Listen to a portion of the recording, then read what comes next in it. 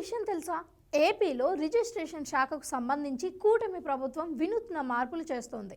ఆస్తి రిజిస్ట్రేషన్ ప్రక్రియను డిజిటలైజేషన్ ద్వారా సులభతరం చేసిన ఇంటిగ్రేటెడ్ గ్రీవెన్స్ రిడ్రెసల్ సిస్టమ్ అంటే ఐజీఆర్ఎస్ ద్వారా ఒక గంటలోపు పత్రాలు అందించేలా ఏర్పాటు చేశారు. ఐజీఆర్ఎస్ పోర్టల్ ద్వారా సబ్ రిజిస్ట్రేషన్ ఆఫీస్లో అపాయింట్మెంట్ బుక్ చేసుకోవచ్చు. ముందస్తు స్లాట్ బుక్ చేసిన వారు సబ్ రిజిస్ట్రేషన్ ఆఫీస్లో 10 నుంచి 15 నిమిషాల లోపే రిజిస్ట్రేషన్ పూర్తి చేసుకోవచ్చు.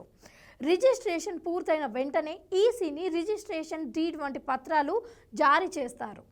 రిజిస్ట్రేషన్ సాఫ్ట్వేర్ను రాష్ట్ర రెవెన్యూ డేటాబేస్తో అనుసంధానం చేస్తారు.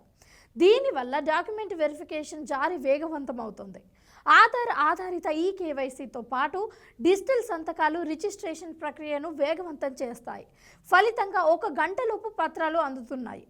గతంలో రిజిస్ట్రేషన్ పూర్తయిన తర్వాత వారం రోజులకు డాక్యుమెంట్లు చేతికి వచ్చేవి.